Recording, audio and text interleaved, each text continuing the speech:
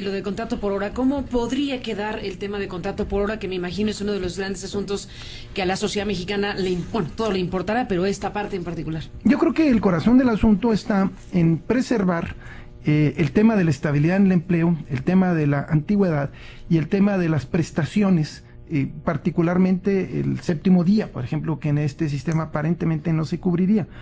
En esta nueva redacción se dice que el mínimo ingreso que percibirá el trabajador es el equivalente a una jornada. Pero cuando uno dice, ¿qué quiere decir una jornada? Si uno se va a la ley, puede ser una jornada mínima, o sea, el salario mínimo. Entonces, esto es absurdo porque, claro, alguien podría decir correspondiente a la plaza, porque hace referencia a una plaza.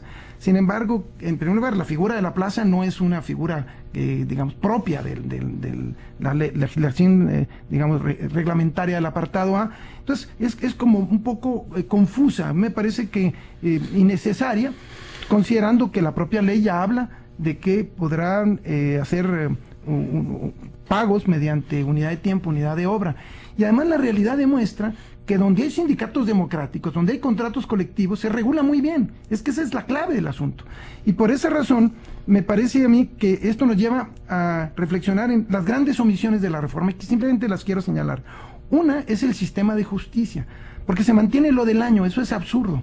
Mantenerlo de un año, cuando bien señala Carlos, ya nos pasa lo mismo, seguramente Tomás lo vive, las juntas te señalan audiencias de 6 meses. Muchos los litigios son eternos. Nos vemos en mayo del año que entra, en junio del año que entra, y dice, bueno, ¿cuál responsabilidad de los abogados? Eso es responsabilidad total de las juntas. De las juntas, y en otras palabras es de los gobiernos que no les dan recursos, y del carácter tripartito y de todos los vicios que ellos tienen. Entonces, allí hay una asignatura pendiente y necesitamos transitar hacia otro sistema de justicia. Una segunda es, no se consulta a los trabajadores, y ahí el sector empresarial ha tenido una gran resistencia para la firma de los contratos colectivos. Somos el único país en el mundo que se firma un contrato a espaldas de los trabajadores y que se inicia los llamados contratos de protección patronal, que abarcan más del 90% de los centros laborales. Somos el país de la simulación, y por eso hemos sido señalados en el mundo como un mal ejemplo. Y todo el tema de la democracia, transparencia, voto secreto, a pesar de que el IFAI, por ejemplo, el IFAI dijo, hombre, los trabajadores tienen derecho a conocer el contenido de los contratos colectivos, que son los destinatarios. Entonces, pero eso lo quitaron. Es increíble. O sea, uno dice, ¿y por qué quitan lo del voto secreto en los recuentos? Bueno, ahí hay todo. Creo que en efecto hubo una cierta negociación en la que, por un lado, dijeron, bueno, quita lo que a mí me preocupa, ¿no?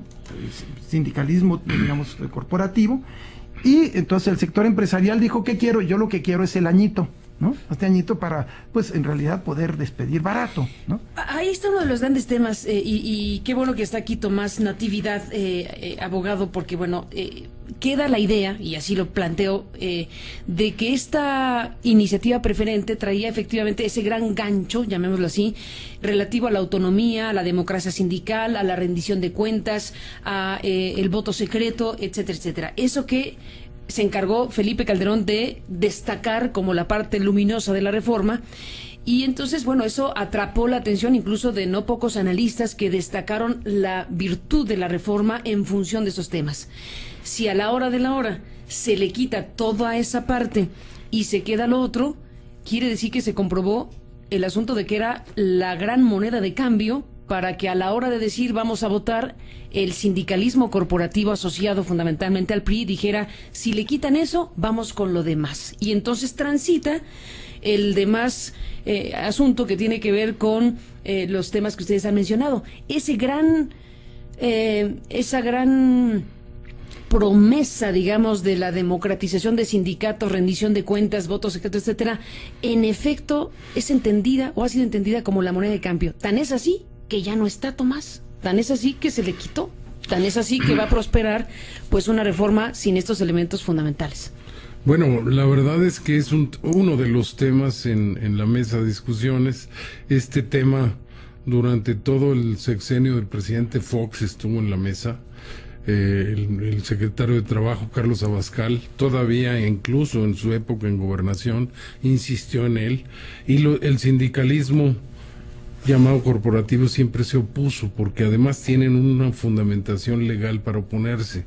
México firmó el convenio 87 de la OIT, que establece que los estados no se deben de meter en la vida interna sindical, que los sindicatos tienen libertad estatutaria y de administración, y la postura de los organismos sindicales involucrados en esta negociación es siempre: a mí déjame manejarme como mi estatuto diga, el sindicato que pretende. Pero Tomás, cuando dicen que tienes en un país como este 90% de contratos de protección, pues ¿de qué estamos hablando? Pero los contratos de protección se deben a otro tipo de medidas, como la que mencionaba ahorita Arturo. Pero está relacionado una cosa con la otra, ¿no? No, la falta de democracia sindical. Evidentemente, él no está de acuerdo, como lo menciona, en que los contratos de protección existan porque no se consulta a los trabajadores.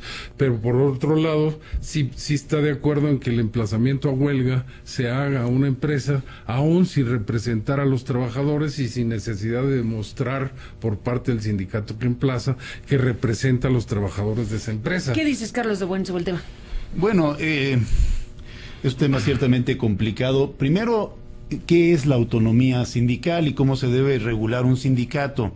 El sindicato, creo que ya lo comentamos antes, tiene actualmente en la ley vigente, tiene una disposición sumamente severa. Dice que la directiva de los sindicatos debe rendir cuenta pormenorizada a la asamblea, a los propios trabajadores, del patrimonio sindical cada 6 meses por lo menos.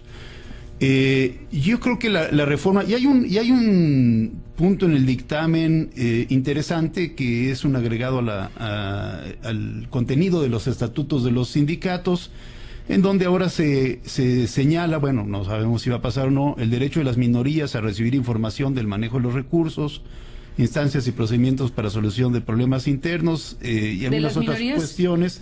Sí, que es algo que casi ningún sindicato tiene, ¿no? Ese derecho de las minorías a poder objetar o una decisión, digamos, de su secretario general o del comité ejecutivo, o a pedir esa rendición. El chiste es que esto vaya acompañado de instrumentos que permitan que los trabajadores puedan exigir esa rendición de cuentas. Pero lo que dice Arturo, alcalde, no es un tema que no podemos soslayar. Es decir, la inmensa mayoría de los sindicatos son sindicatos ficción. Son grandes negocios que hacen de común acuerdo con las empresas, ¿no?, para evitar o tratar de evitar que otros sindicatos verdaderamente representativos se ocupen de la negociación colectiva. Lo que es curioso es que pues casi no hay de esos otros sindicatos en México, ¿no? A mí me da un poco de risa esa protección, porque yo contrato a este sindicato para que me cuide de este otro, y digo, pues sí, es que eso es lo mismo, también podrías contratar a este otro para que te cuide de aquel. Son pocos los sindicatos verdaderamente representativos, y en ese sentido es necesaria una reforma profunda para que se dé esa representatividad. Y eso no puede ir sino directamente a los trabajadores de la empresa. Es decir, tiene que haber una forma de consultar a los trabajadores de la empresa. Lo que decía Tomás en este momento, criticando a Arturo, que ya se defenderá Arturo, pero también me llega a mí, digamos, esa situación. Bueno, permites que un sindicato vaya y emplace a huelga a una empresa cuando el sindicato ni siquiera conoce a los trabajadores, evidentemente está mal. Pero eso se puede resolver de una manera distinta. Ya no aparece en el dictamen, pero aparecía en la iniciativa original, mediante una consulta de los trabajadores antes del estallido de la huelga. Pero esto no quiere decir que pongas en conocimiento de la Junta de Conciliación y Arbitraje a priori cuáles son los trabajadores que quieren cambiar de sindicato, porque aunque diga que no se va a hacer del conocimiento público esa información, pues hay que recordar que las juntas se constituyen por un representante del capital, es decir, del patrón, que obviamente le va a ir con el chisme a la empresa, ¿sí? Y un representante de los trabajadores que no es un representante de los trabajadores. Bueno, es la representación de la empresa. No, pero el representante de los trabajadores es en realidad un representante de sindicatos. De sindicatos. Y normalmente de los sindicatos de protección, entonces, de los sindicatos blancos. Entonces, esa información, si de antemano se pone en manos de los representantes de la Junta, pues lo único que podemos esperar es este tipo de represalias. Ello no quiere decir, y el otro día me lo explicaba Arturo, es realmente, creo, el autor de esta idea, que antes del estallido de la huelga no se puede hacer una votación secreta y directa entre los trabajadores para ver si están de acuerdo en cambiar o no cambiar de sindicato. Arturo, alcalde Justiniani. Sí, yo creo que hay dos temas. Uno es si el conjunto de medidas en contra de la democracia, todas estas restricciones, se pueden justificar en el contexto del convenio 87, y a mí me parece que es evidente que no. El convenio 87 en efecto está vigente desde hace 62 años, es como el gran convenio que tiene que ver con la libertad sindical, pero esto de ninguna manera constituye un fundamento para que haya oscuridad, opacidad, intervención de la parte empresarial. Además, por cierto, un convenio vinculado a otro, ¿no? a un convenio vinculado a la contratación colectiva, que sería muy importante que se firmara por México en 98, que en México se ha estado retrayendo de su firma, alega la existencia de la cláusula de exclusión, que entre paréntesis ya en esta digamos, en este proyecto desaparece la cláusula de exclusión y la cláusula de ingreso. Es una cosa muy, muy curiosa. El 395 desaparece así repentinamente. Eso habría que darse una explicación. El punto es que no es justificación el tema de la autonomía. El sector empresarial es muy curioso, como defiende la opacidad. Nosotros, cuando estábamos en la Secretaría y trabajando un par de años en una comisión nacional, representando a la Unión Nacional de Trabajadores y al sindicalismo democrático, junto con el abogado Héctor Barba, las propuestas que hacíamos era transparencia y democracia, y el sector empresarial nos decía, no, porque el convenio 87, es como un mundo al revés, a veces. Pero el otro punto, que me parece clave, es el gran tema. Consúltese a los trabajadores antes de firmar. Dice Tomás, en el caso de huelga, nosotros decimos, huelga o no huelga, que los empresarios no puedan firmar un contrato colectivo si no consideran a los trabajadores. Así es en el mundo entero, o sea, en Canadá, en toda Europa. Pues es impensable obvio, ¿no?, que los destinatarios de un instrumento tan importante como el contrato colectivo sean excluidos. Entonces lo que hemos dicho es, antes de que se firme, consúltese. Y ya no va a haber problemas ni para huelgas ni para titularidades, porque va a haber una legitimación. Antes de que se emplace, consúltese. Pero antes del emplazamiento está la firma. Sí, para que no te emplacen. No, pero ahí está el punto. Yo estoy de acuerdo. Emplazamiento o no emplazamiento.